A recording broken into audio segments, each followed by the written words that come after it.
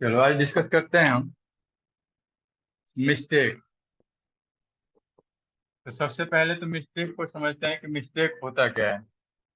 तो मिस्टेक एक तरह से हम क्या कहते हैं आम भाषा में कि गलती से हो गया, यानी आपको उसके बारे में कोई नॉलेज नहीं है, या फिर कोई चीज आपने ऐसा मान के किया जो आपने मान के किया वो सही नहीं निकला।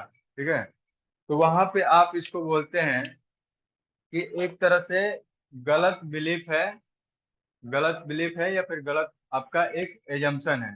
हमने सोचा कुछ और हुआ कुछ और।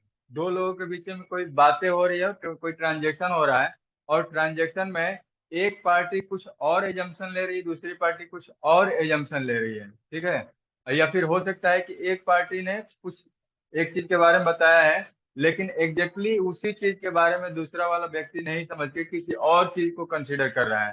तो यहाँ पे अब हम बात कर रहे हैं किस चीज की, प्री कंसेंट की।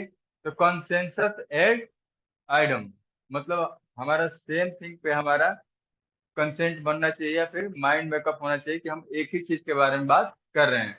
तो जब इस तरह का सिचुएशन क्रिएट होगा, जब आप इरोनियस बिलीफ इसको कहते हैं, ठीक है, इरोनियस या फिर इनकरेक्ट बिलीफ। तो इरोनियस का मतलब होता है गलत।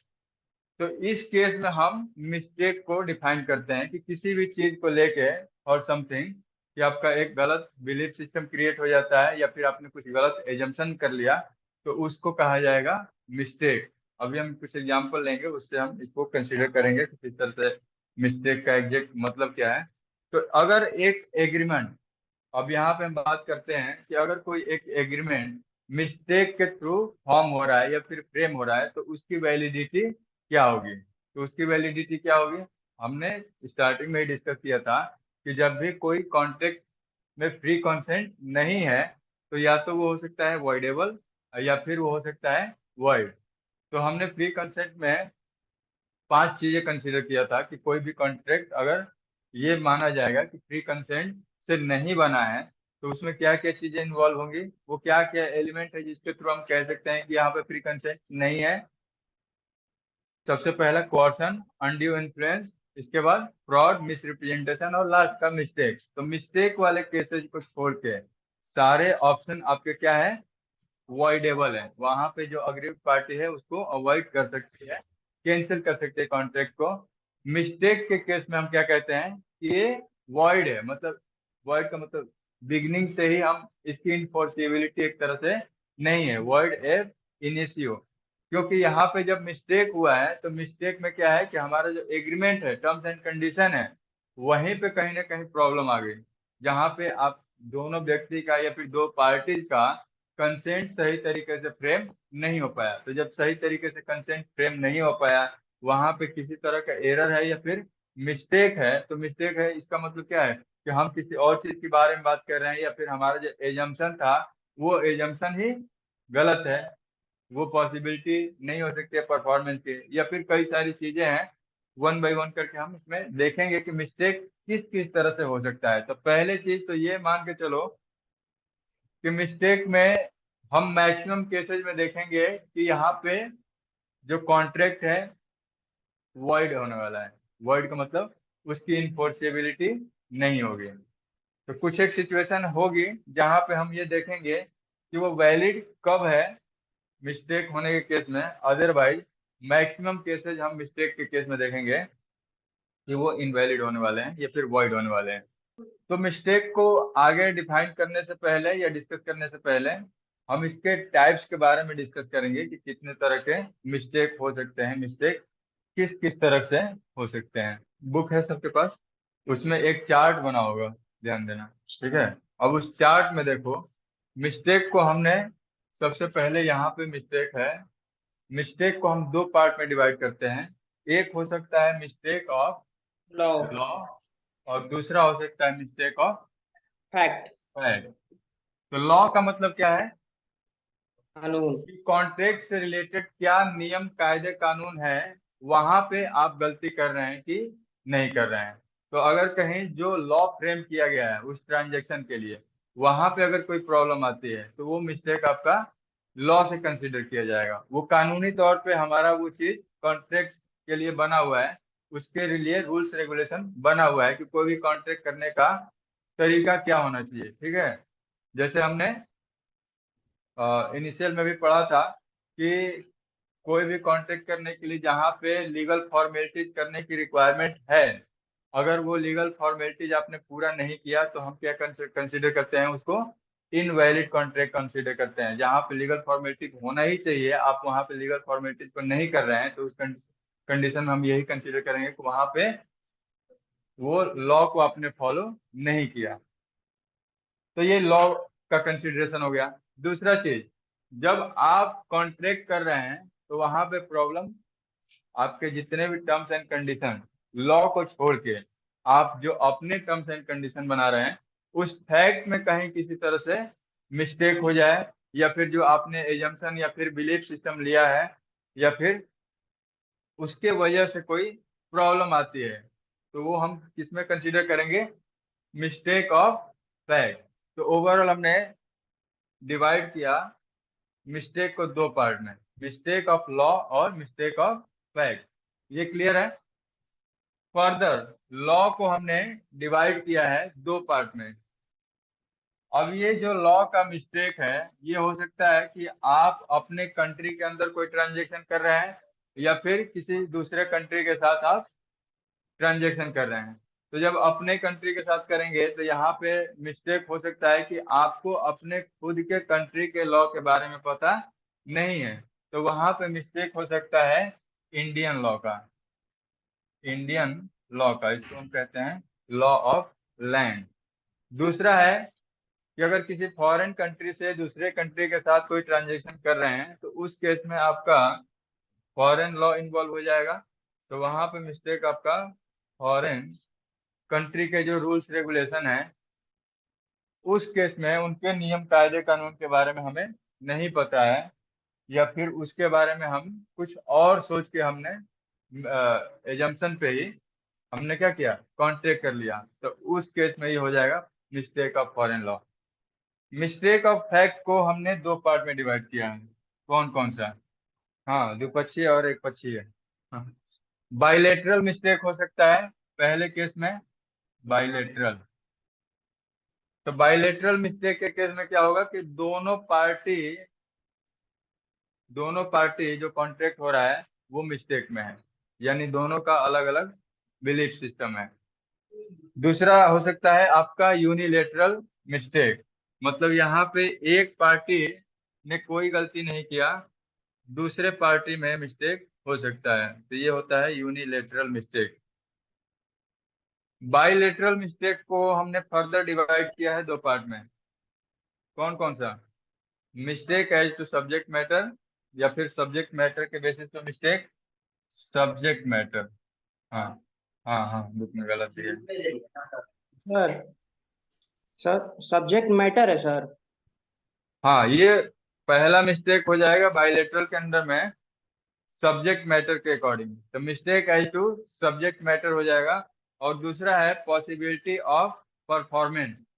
दूसरा है आपका बाइलेटरल में पॉसिबिलिटी ऑफ परफॉर्मेंस, वो जो केस है, कॉन्ट्रैक्ट है, उसके परफॉर्मेंस की पॉसिबिलिटी है कि नहीं है, वो कंप्लीट किया जा सकता है कि नहीं किया, पॉसिबिलिटी ऑफ परफॉर्मेंस। केवल फिगर में डायग्राम गलत है, बाकी टेक्स्ट में सही है। ठीक है। इसके बाद यूनिलेटरल मिस्टेक भी दो तरीके से हो सकता है। Identity of person, identity of person, किसी पर्सन को लेके आपको कोई कंफ्यूजन है, या फिर आपको क्लैरिटी नहीं है, या फिर हो सकता है nature of contract, nature of contract, contract के नेचर में किसी तरह का कंफ्यूजन है, या फिर आपका गलत अनुमान है। ठीक है। तो ये बात हमने कर लिया कि मिस्टेक को किस तरह से ओवरऑल डिवाइड किया गया है। दो पार्ट हो गया, लॉ का मिस्टेक हो सकता है या फिर फैक्ट का हो सकता है। लॉ आपका खुद का जो इंडिया का लॉ है उसमें मिस्टेक हो सकता है, या फिर आपका फॉरेन लॉ का मिस्टेक हो सकता है। बाइलेटरल यूनिलेटरल फैक्ट के बेसिस पे है, बाइलेटरल में दोनों पार्टी को यहाँ पे मिस्टेक में कंसिडर करेंगे, और यूनिलेटरल में किसी एक पार्टी को कंसिडर करेंगे। बाइलेटरल सब्जेक्ट मैटर का हो सकता है, पॉसिबिलिटी ऑफ परफॉर्मेंस का हो सकता है, दो पार्ट में, और आइडेंटिटी ऑफ पर्सन या फिर नेचर ऑफ कॉन्ट्रैक्ट हो सकता है यूनिलेटरल में। अब स्टार्ट करते हैं मिस्टेक ऑफ लॉ, पहला पार्ट से, मिस्टेक ऑफ लॉ। तो मिस्टेक ऑफ लॉ दो तरीके का हमने देखा। अब इंडियन लॉ के पहले की बात करेंगे कि इंडियन लॉ में अगर कोई मिस्टेक होता है तो इंडियन लॉ, तो हम इसको अपने कंट्री के प्रोस्पेक्टिव से देखेंगे कि हमारा जो कंट्री है उसमें अगर कोई व्यक्ति है और वो ट्रांजेक्शन कर रहा है या फिर कोई कॉन्ट्रैक्ट की फ्रेमिंग कर रहा है, तो हम कंसीडर करते हैं या फिर ये हम मान के चलते हैं कि जो भी व्यक्ति इंडिया में कोई कॉन्ट्रैक्ट कर रहा है उसको इंडिया का रूल्स रेगुलेशन पता होना चाहिए। अब यहाँ पे इंडिया का हम एज ए सिटीजन कंसीडर करेंगे कि इंडिया का कोई व्यक्ति है या फिर इंडिया का सिटीजन है, तो जब उस कंट्री का रहने वाला व्यक्ति है तो उसको उस कंट्री का लॉ के बारे में पता होना चाहिए। इवन नहीं पता है तो वो जो भी कॉन्टेक्ट कर रहा है किसी न किसी प्रोफेशनल से उसके बारे में एडवाइस ले सकता है। तो प्रोफेशनल एडवाइस ले सकता है या फिर उसको इतना खुद जानकारी होना चाहिए लॉ का जिसके वजह से जो ट्रांजेक्शन कर रहा है उसमें किसी भी तरह का प्रॉब्लम क्रिएट ना हो। तो या तो वो किसी से एडवाइस ले ले या फिर किसी और मीन से उसको खुद को जो कंट्री है उसके लॉ के बारे में नॉलेज होना चाहिए जहाँ पे भी कॉन्टेक्ट कर रहे हैं, कोई भी ट्रांजेक्शन कर रहे हैं। तो यहाँ पे हम एक स्टेटमेंट या फिर जनरल रूल को एक्सप्लेन करेंगे। इसको हम कहते हैं कि ignorance of law is no excuse. Ignorance of law is no excuse, मतलब वहां पे हम आपको एक्सक्यूज नहीं दे सकते हैं। Law means the law of land. Law of land मतलब यहाँ पे आप इंडियन लॉ की बात करते हैं। इंडियन लॉ के बारे में अगर कोई भी ट्रांजेक्शन आप कर रहे हैं और वहां पे आप कहें कि मुझे अपने कंट्री के लॉ के बारे में या फिर इसके बारे में नहीं पता है, तो उसको हम कंसीडर नहीं करेंगे। वहां पे हम आपको एक्सक्यूज नहीं दे सकते हैं। आप इस बेसिस पे कोई बात नहीं कर सकते हैं कि ये मुझे नहीं पता है, ठीक है। तो वहां पे इग्नोरेंस ऑफ लॉ मतलब अगर आपको उस लॉ के बारे में पता नहीं है तो हम उसको कंसीडर नहीं कर सकते, एक्सक्यूज नहीं कर सकते हैं। तो इसका मतलब क्या है? तो इसका मतलब यही है कि वहां पे अगर लॉ के बारे में आपको जानकारी नहीं है तो हम उस कॉन्ट्रैक्ट को वैलिड मानेंगे। वहां पे इसकी वैलिडिटी होगी। आप इस बेसिस पे नकार नहीं सकते हैं कि हमें इसके बारे में पता नहीं था, तो यहाँ पे इसको कंसिडर किया जाएगा। तो अगर मिस्टेक होता है इंडियन लॉ का तो ये आपके वैलिडिटी को अफेक्ट नहीं करेगा और आपका कॉन्ट्रैक्ट वैलिड रहेगा। आपका कॉन्ट्रैक्ट वैलिड रहेगा। हमने क्या बोला कि ignorance of law, ignorance of law is no excuse. और लॉ ऑफ लैंड मतलब इंडियन लॉ का, तो कोई भी सिटीजन है तो कोई कॉन्टेक्ट कर रहा है उसको अपने रूल्स रेगुलेशन कायदे कानून एटलीस्ट पूरा नहीं पता है, लेकिन आप जो ट्रांजेक्शन कर रहे हैं उसके बारे में आपको होना चाहिए, पता होना चाहिए। अब यहाँ पे एक हम एग्जांपल ले लेते हैं। एक्स और वाई के बीच में कॉन्ट्रैक्ट हुआ और इस बिलीफ पे, ठीक है, कि that a particular date is bar by the Indian law, मतलब उसको डेट को हमने बैर किया हुआ है, बैड है डेट। तो हम लिमिटेशन लॉ के कंसिडरेशन में इसको देख सकते हैं कि लॉ ऑफ लिमिटेशन ने उसको बैर किया, डिक्लेयर किया है कि नहीं किया है। तो उस केस में अगर इस तरह से कोई कॉन्ट्रैक्ट हुआ है तो उसको हम वॉइडेबल कंसिडर नहीं कर सकते हैं, उसको वैलिड ठहराया जाएगा, ठीक है। अगला है mistake of foreign law. Indian का तो हमने देख लिया। मिस्टेक ऑफ फॉरेन लॉ, तो इस केस में क्या होना चाहिए? क्या हम किसी दूसरे कंट्री के कंप्लीट रूल्स रेगुलेशन को समझ सकते हैं या फिर हमें एक्सपेक्टेशन होना चाहिए कि हम दूसरे कंट्री के रूल्स रेगुलेशन और लॉ को पूरी तरह से जानते हैं या फिर जाने? ये कोई जरूरी नहीं है। फॉरेन कंट्री के रूल्स रेगुलेशन को हम पूरी तरीके से समझ जाएं या फिर उसके बारे में हमें नॉलेज हो, इसका कोई कंसिडरेशन नहीं है। तो फॉरेन लॉ को हम मैटर ऑफ फैक्ट कहते हैं या फिर मिस्टेक ऑफ फैक्ट में भी इसको हम कंसीडर करते हैं। मिस्टेक ऑफ फैक्ट यानी हम पहले तो हमने लॉ के बारे में बात किया, लेकिन जैसे ही अब mistake of law foreign country का हुआ तो वहां पे हम बात करते हैं, इसको हम कंसीडर करते हैं मिस्टेक ऑफ फैक्ट के बारे में।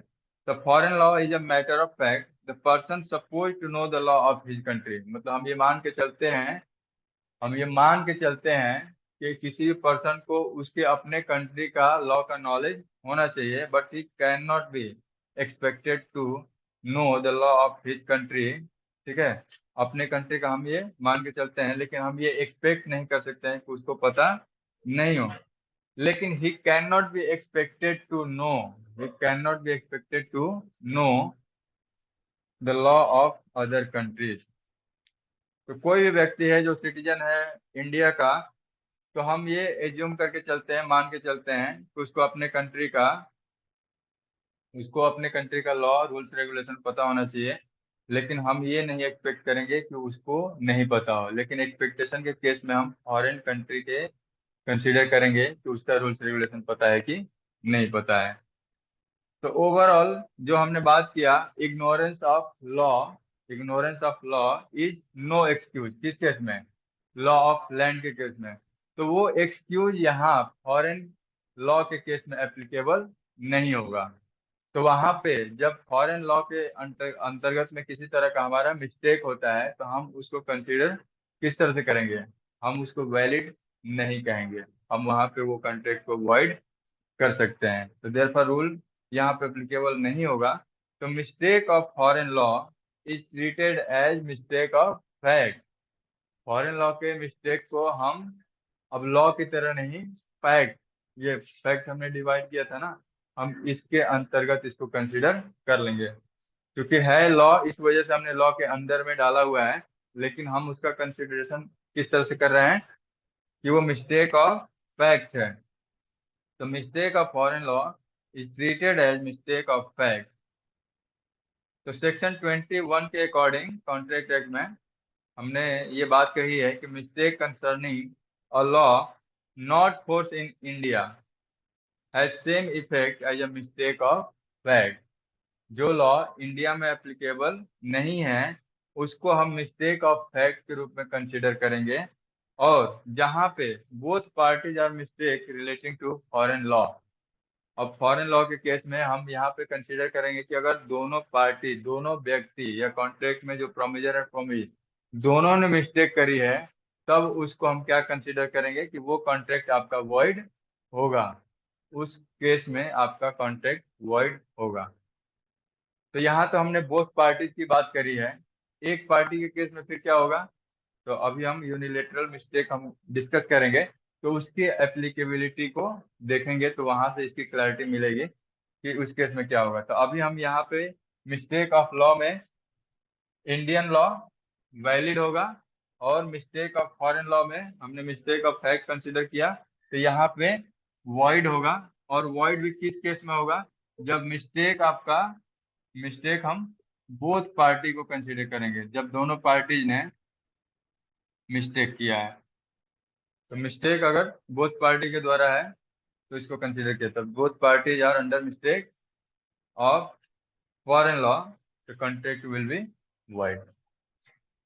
मिस्टेक ऑफ फैक्ट को डिस्कस करते हैं। मिस्टेक ऑफ फैक्ट अगेन हम इसको दो पार्ट में डायरेक्टली डिसाइड करेंगे या फिर डिस्कस करेंगे। तो मिस्टेक ऑफ फैक्ट जहाँ पे आप बात करेंगे कि कहीं ना कहीं जो आपका जो कॉन्ट्रैक्ट के रिलेटेड टर्म्स एंड कंडीशन है, लॉ को छोड़ के, एक्सेप्ट लॉ, तो जो आपने तथ्य बनाया है या फिर जिस विषय पे आपने बात किया है, जो सब्जेक्ट मैटर पे आपने बात किया है, वहां पे किसी न किसी तरह से मिस्टेक हो सकता है।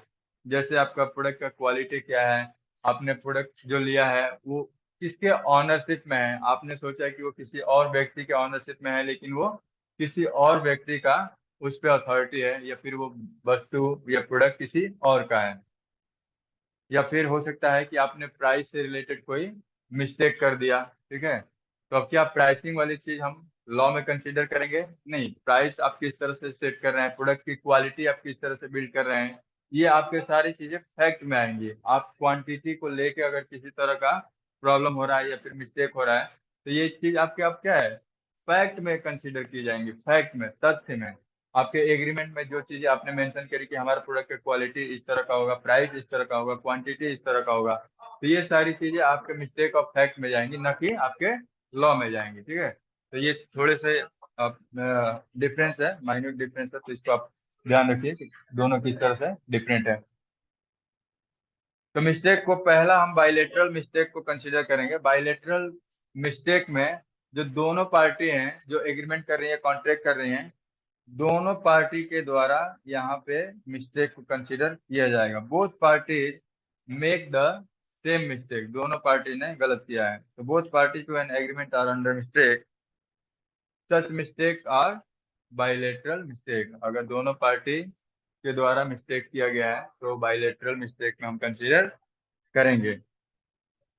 तो बाइलेटरल मिस्टेक अगर दोनों पार्टी के द्वारा है तो हम क्या कंसीडर करेंगे कि कहीं ना कहीं दोनों पार्टी का consensus ad idem, same thing पे आपका सेम माइंड नहीं है। तो जब सेम थिंग पे सेम माइंड नहीं है तो यहाँ पे प्री कंसेंट नहीं है, यहाँ पे प्री कंसेंट आपका खत्म हो गया, आपका किसी एक पर्टिकुलर चीज पे कंसेंट फ्रेम नहीं हो रहा है, तो क्या हो जाएगा, कॉन्ट्रैक्ट आपका वॉइड हो जाएगा। बाइलेटरल मिस्टेक, बाइलेटरल मिस्टेक के केस में हमने इसको वॉइड करार दिया। अब हम सेक्शन 20 की बात करेंगे, declaring an agreement void under section 20। कुछ कंडीशंस हैं जो फुलफिल होने ही चाहिए। ठीक है, अगर हम बाइलेटरल मिस्टेक की बात करते हैं तो बाइलेटरल मिस्टेक्स में कुछ ऐसे कंडीशन हैं जो फुलफिल होंगे तभी हम उसको कंसीडर करेंगे किस चीज में, बाइलेटरल मिस्टेक में। तो सेक्शन 20 एक बार समझते हैं क्या है।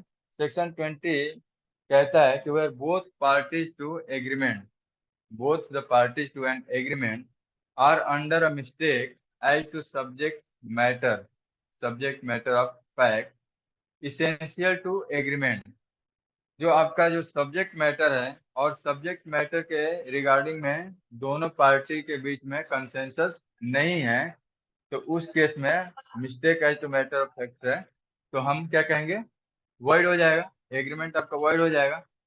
इस वजह से for declaring the agreement void कुछ कंडीशंस आपके फुलफिल होने चाहिए। पहला कंडीशन क्या है, both the parties must be under mistake, दोनों पार्टी मिस्टेक के अंडर में होना चाहिए, या फिर mistake must be mutual. The agreement on assumption of the existence of something which subsequently prove to be false. आपने कुछ एजम्पशन लिया और वो एग्जम्पशन ऑफ एग्जिस्टेंस कि वो एग्जिस्ट कर रहा है कि नहीं कर रहा है, वहां पे गड़बड़ी हुई, तो इस चीज को हम कहेंगे कि यहाँ पे मिस्टेक दोनों पार्टी की तरफ से होना चाहिए। फॉर एग्जाम्पल, एक्स ने कहा कि हम आपको स्कूटर सेल करेंगे, एक्स ने वाई को कहा कि स्कूटर सेल करेंगे, और ये स्कूटर एक स्पेशल ट्रक से लखनऊ से रवाना होगा। लेकिन एग्रीमेंट बनने से पहले, जब एग्रीमेंट बनना था, एग्रीमेंट बनने से पहले जो ट्रक, जिस ट्रक से ये पार्सल किया जाना था, ट्रक में आग लग गई और वो डिस्ट्रॉय हो गया। तो जब डिस्ट्रॉय हो जाएगा तो उस केस में क्या है कि अब दोनों पार्टी को इस चीज के बारे में पता नहीं है कि ट्रक में आग लग चुकी है। तो अगर इस तरह से फिर अगर कोई कॉन्ट्रैक्ट बनता है या फिर एग्रीमेंट होता है, तो क्या वो एग्रीमेंट वैलिड होगा, नहीं होगा, वैलिड नहीं होगा, क्योंकि अब यहाँ पे इनको पता नहीं है कि उसमें आग लग गया है या फिर वो चीज डिस्ट्रॉय हो गया है। तो अब यहाँ पे दोनों पार्टी की तरफ से मिस्टेक हो गया, दोनों पार्टी को इस चीज के बारे में पता नहीं है कि वो आग लगी है और वो डिस्ट्रॉय हो गया है। तो पहला चीज ये कंप्लीट होना चाहिए कि दोनों पार्टी अंडर मिस्टेक होना चाहिए, कोई एक होगा तो फिर यहाँ पे वैलिडिटी इनवैलिडिटी की हम बात करेंगे। ठीक है, तो अगर यहाँ पे दोनों पार्टी के द्वारा मिस्टेक किया गया है तो इसको हम वॉइड करार देंगे। बात की थी तो वो तो डिस्ट्रॉय हो गया ना, जिस चीज की हमने बात की थी और वो ट्रक से जा रहा था तो वो अब डिस्ट्रॉय हो गया, तो आप कहेंगे कि नहीं वही वाला चाहिए। बात समझ रहे हो, जो आपका ओरिजिनल मैटर था, ओरिजिनल सब्जेक्ट मैटर था, वही वहां पे वो डिस्ट्रॉय हो गया, इस वजह से हम यहाँ पे बात कर रहे हैं। अब बात भिजवाने की हो तो बाद में फिर तो भेजा ही जाएगा, अब नया कॉन्ट्रैक्ट बनेगा। लेकिन जो पहले वाला हमारा टर्म्स एंड कंडीशन का कॉन्ट्रैक्ट था वो तो उस बेसिस पे हमारा क्या है, क्योंकि आप उस बात की बारे में चर्चा करेंगे ना कि वो अभी तक क्यों नहीं आया, तब ये बताएंगे ना कि वो तो डिस्ट्रॉय हो गया या फिर बर्बाद हो गया। अब इसी बाइलेटरल मिस्टेक में जब हम बात करते हैं कि दोनों पार्टी के द्वारा मिस्टेक होना चाहिए, तो हम एक चीज और डिस्कस करते हैं, non identical bilateral mistake. Non identical bilateral mistake क्या होता है कि हम किसी और चीज के बारे में बात कर रहे हैं और दूसरा वाला किसी और चीज के बारे में बात कर रहा है, तो इसको हम कहते हैं नॉन आइडेंटिकल। पहले वाले केस में क्या था, जो हमने स्कूटर सप्लाई करने की बात की थी, स्कूटर की बात की थी ना, एक्स ने वाई को बोला कि स्कूटर हम सप्लाई करेंगे और वो आग से डिस्ट्रॉय हो गया। दोनों लोग एक ही चीज के बारे में बात कर रहे हैं, स्कूटर के बारे में। तो यहाँ पे भी बाइलेटरल मिस्टेक है और दोनों पार्टी के द्वारा गलती हुई, आग लगी, दोनों पार्टी को पता नहीं है।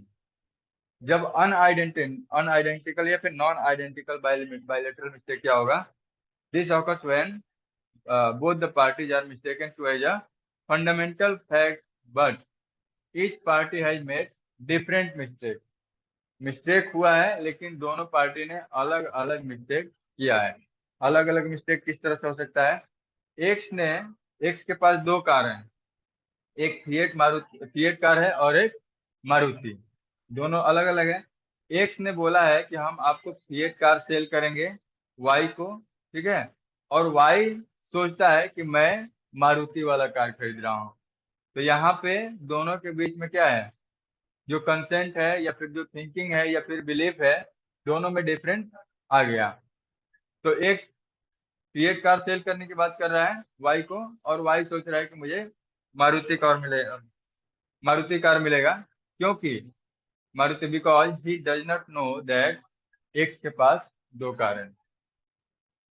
वाई को यही लगा कि मारुति कार मुझे मिलेगा और वाई को यही लगा कि एक्स के पास एक ही कार है, मतलब उसको नहीं पता है कि एक्स के पास दो कार है। तो ये है नॉन आइडेंटिकल बाइलेटरल मिस्टेक। तो अगेन इस केस में भी क्योंकि मिस्टेक तो दोनों पार्टी के द्वारा हो रहा है, तो ये भी आपका वॉइड कंसिडर किया जाएगा। Mistake must B of fact not of law. यहाँ पे जो मिस्टेक होगा वो तथ्यों की होगी, लॉ की नहीं होगी। तो इस केस में हम क्या कंसीडर करेंगे, मिस्टेक मैटर या फैक्ट का होना चाहिए, किसी लॉ का नहीं होना चाहिए। फॉर एग्जाम्पल, एक्स ने अपना बजाज स्कूटर सेल करने के लिए बोला है जो गैराज में उसका पड़ा हुआ है। तो अगर उसके गैराज में पड़ा हुआ है और हम बात करते हैं unknown to the both parties, ये स्कूटर किसी के द्वारा चोरी कर लिया जाता है डे अर्लियर, ठीक ठीक है, जिस दिन सपोज करो ये हमारा एग्रीमेंट बनना था, उससे पहले ही ये स्कूटर चोरी हो गया। तो this is the mistake of fact, और हम क्या कंसीडर करेंगे, ये आपका वॉइड एग्रीमेंट, वॉइड हो जाएगा, कॉन्ट्रैक्ट वॉइड हो जाएगा। तो यहाँ पे एग्रीमेंट हमने एक्स ने बोला है ना, X agree to sell his Bajaj, X ने बोला है कि मैं सेल करूंगा, ठीक है। तो यहाँ पे जब बात हुई है सेल करने की, जो कि उसके गैराज में पड़ा हुआ है, तो यहाँ पे दूसरी पार्टी ने भी एक्सेप्टेंस दिया कि ठीक है हम आपका स्कूटी ले लेंगे। तो यहाँ पे एग्रीमेंट तो बन ही गया, कॉन्ट्रैक्ट भी बन गया, क्योंकि ऑफर और एक्सेप्टेंस दोनों ही चीज हो गई। लेकिन स्कूटी वहां से किसी ने चुरा ली, तो चुराने की वजह से क्या हो गया कि अब यहाँ पे जो मिस्टेक है, unknown to the both party, अब ये जो स्कूटी चोरी हुई है, यहाँ पे ध्यान देना कि अब यहीं पे मिस्टेक हो रहा है कि जो स्कूटी चोरी हुई है किसी को भी पता नहीं है। हमने एग्रीमेंट बना लिया, हमने एग्रीमेंट बना लिया कि हम ऑफर कर रहे हैं सेल करने के लिए, और दूसरा वाला भी एक्सेप्ट कर रहा है कि ठीक है हम बाई कर लें। लेकिन जब सपोज कर लो unknown to both but the scooter was stolen a day earlier, suppose कर लो उसको आप ट्रांसफर करना था, ट्रांसफर करने से पहले ही वो चोरी हो चुका है और इस बारे में दोनों को पता नहीं है, तो हम क्या करेंगे, इसको मिस्टेक के कंसिडरेशन में लेके इसको वॉइड कर दिया जाएगा। चलो, तो मिस्टेक मस्ट बी फैक्ट और नॉट लॉ। तो लास्ट वाले जब हमने फॉरेन लॉ वाले डिस्कस किया था, मिस्टेक ऑफ फॉरेन लॉ, तो उसमें मैंने एक चीज बताया था कि फॉरेन लॉ को मिस्टेक ऑफ फैक्ट कंसीडर करते हैं। तो ये चीज ध्यान रखना कि it has been pointed out that mistake of foreign law is also treated as mistake of fact. अगला पॉइंट है जो आपका अंडर सेक्शन 20 कहता है कि 3 कंडीशन सेटिस्फाई होना चाहिए। जब बायलेटरल मिस्टेक हो रहा है, बायलेटरल मिस्टेक हो रहा है तो 3 कंडीशन सेटिस्फाई होना चाहिए, तभी हम उसको वॉइड डिक्लेयर करेंगे। तो पहला कंडीशन क्या था कि जो मिस्टेक है दोनों पार्टी के द्वारा होना चाहिए, मिस्टेक आपका सब्जेक्ट मैटर या फैक्ट का होना चाहिए, लॉ का नहीं होना चाहिए। और तीसरा है mistake must relate to fact which must essential to the agreement. Essential to the agreement, अगर आपने कोई कॉन्ट्रैक्ट किया है और वो एलिमेंट जो कॉन्ट्रैक्ट के लिए जरूरी है, अगर वहां पे अगर प्रॉब्लम आती है, मिस्टेक रिलेट टू फैक्ट, तो उसको हम कहेंगे कि इसेंशियल टू एग्रीमेंट था और वो मिस्टेक हुआ है।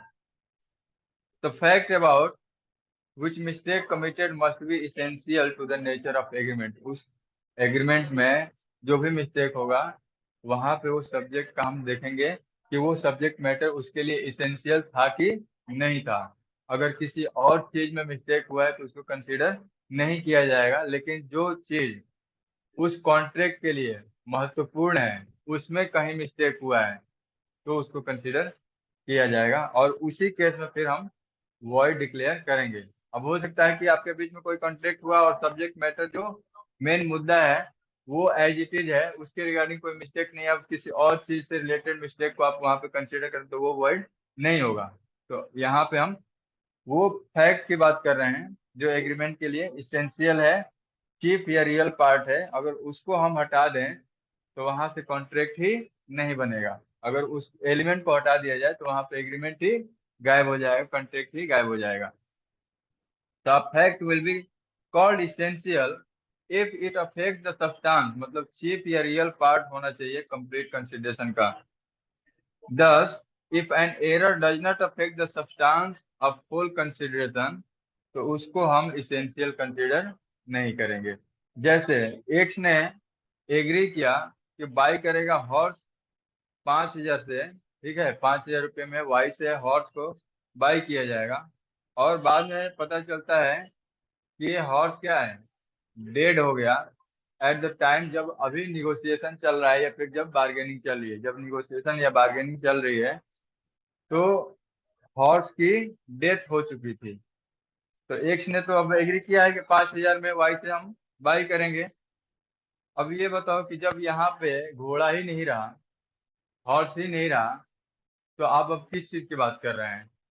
मेन चीज तो इसेंशियल एलिमेंट तो हॉर्स ही था ना, जिसके बारे में आप कॉन्ट्रैक्ट कर रहे थे। तो अगर वो चीज वहां से नहीं रहा तो ये एग्रीमेंट आपका वॉइड हो जाएगा।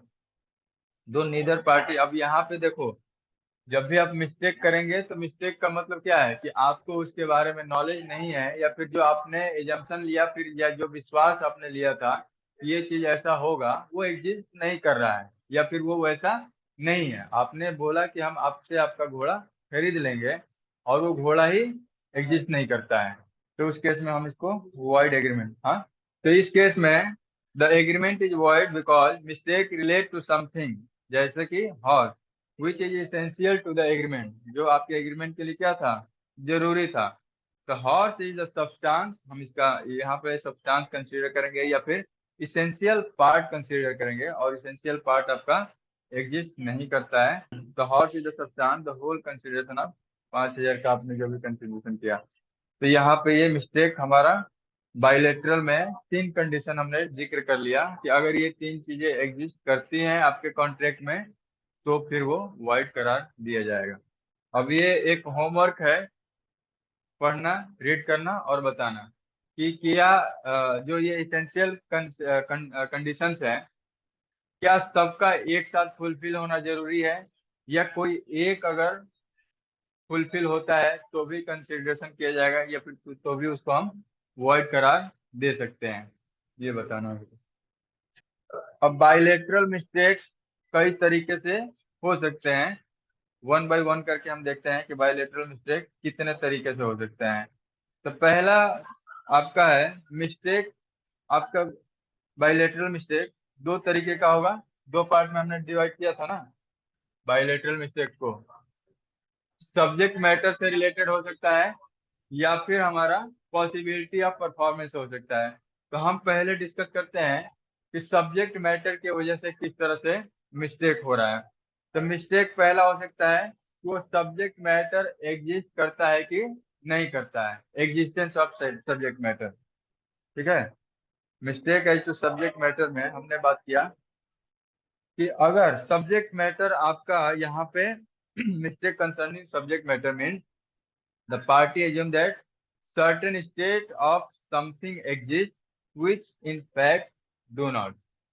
यहाँ पे हम बात कर रहे हैं कि ये जो सब्जेक्ट मैटर है आपका कॉन्ट्रैक्ट में एग्जिस्ट कर रहा होगा, लेकिन द थिंग इन रियलिटी ये सब्जेक्ट मैटर ही कहीं ना कहीं किसी तरह से डिस्ट्रॉय हो गया है। ठीक है, अब ये सब्जेक्ट मैटर किस किस तरह से डिस्ट्रॉय हो सकता है उसके हम कंडीशन को समझेंगे। तो पहला बात समझ में आ रहा है सब्जेक्ट मैटर का एग्जिस्टेंस का मतलब क्या है।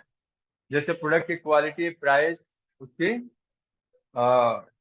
क्वांटिटी, हम इन सब चीजों के बारे में अभी डिस्कस करेंगे। तो आपका जो सब्जेक्ट मैटर है वो सब्जेक्ट मैटर आपने एज्यूम किया कि वो एग्जिस्ट करता है, लेकिन इन रियलिटी वो सब्जेक्ट मैटर एग्जिस्ट नहीं कर रहा है। तो इसको हम कहते हैं mistake as to subject matter of the agreement. तो बोथ पार्टी के यहाँ अंडर मिस्टेक है रिलेटेड टू सब्जेक्ट मैटर, जो कि अब यहाँ पे हम क्या कहेंगे, जब सब्जेक्ट मैटर के रिलेटेड आपका मिस्टेक है, तो मिस्टेक है तो हम क्या कहेंगे, अब ये एग्रीमेंट या कॉन्ट्रैक्ट वॉइड हो जाएगा। जहां पे भी मिस्टेक आएगी तो हम वॉइड होने की बात करेंगे। तो जब सब्जेक्ट मैटर यहाँ पे आपका नहीं है तो वहां पे आपका एग्रीमेंट वॉइड हो जाएगा।